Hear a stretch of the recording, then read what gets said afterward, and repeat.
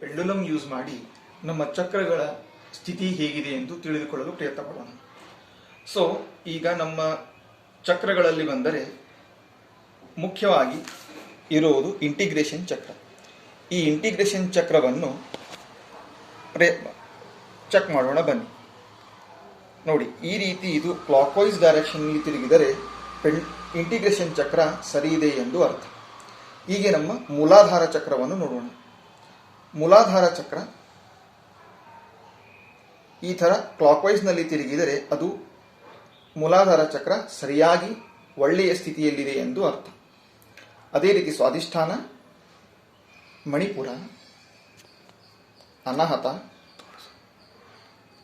ವಿಶುದ್ಧಿ,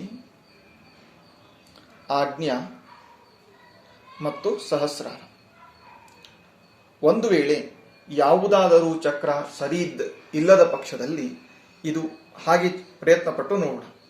ಈಗ ಚಕ್ರ ಸರಿ ಇಲ್ಲ ಎಂದುಕೊಳ್ಳೋಣ.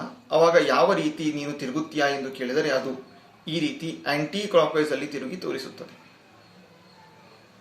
ಇದರ ಅರ್ಥ ಆ ಚಕ್ರ ಸರಿ ಇಲ್ಲ ಎಂದು ಅರ್ಥ. ಈಗ ನಾವು ಇದನ್ನು ಸರಿ ಮಾಡು ಎಂದು ಒಂದು ಕಮಾಂಡ್ ಕೊಟ್ಟರೆ ಅದು ತಂತಾನೇ ಕ್ರಮೇಣ ಕ್ಲಾಕ್ ವೈಸ್ ಅಲ್ಲಿ ತಿರುಗಲು ಪ್ರಾರಂಭಿಸುತ್ತದೆ. ಸೊ ಇದರಿಂದ ಆ ಚಕ್ರವು ಸಂಪೂರ್ಣವಾಗಿ ಕ್ಲಿಯರ್ ಆಗುತ್ತದೆ. ಇದರಲ್ಲಿ ಒಂದು ತಿಳಿದುಕೊಳ್ಳಬೇಕಾದ ಮುಖ್ಯವೇನೆಂದರೆ ಇದಕ್ಕೆ ಯಾವುದೇ ತರಹದ ಸ್ವಂತ ಬುದ್ಧಿ ಆಗಲಿ ಯಾವುದೇ ಶಕ್ತಿ ಆಗಲಿ ಇರುವುದಿಲ್ಲ. ಇದು ಕೆಲಸ ಮಾಡುವುದು ನಮ್ಮ ಸೂಕ್ತ ಮನಸ್ಸಿನ ವಿಚಾರಗಳ ಮೇಲೆ. ನಮ್ಮ ಸೂಕ್ತ ಮನಸ್ಸಿನ ವಿಚಾರಗಳು ಯಾವ ರೀತಿ ಇದೆಯೋ ಅದೇ ರೀತಿ ಇದು ಕೆಲಸ ಮಾಡುತ್ತದೆ. ಧನ್ಯವಾದಗಳು.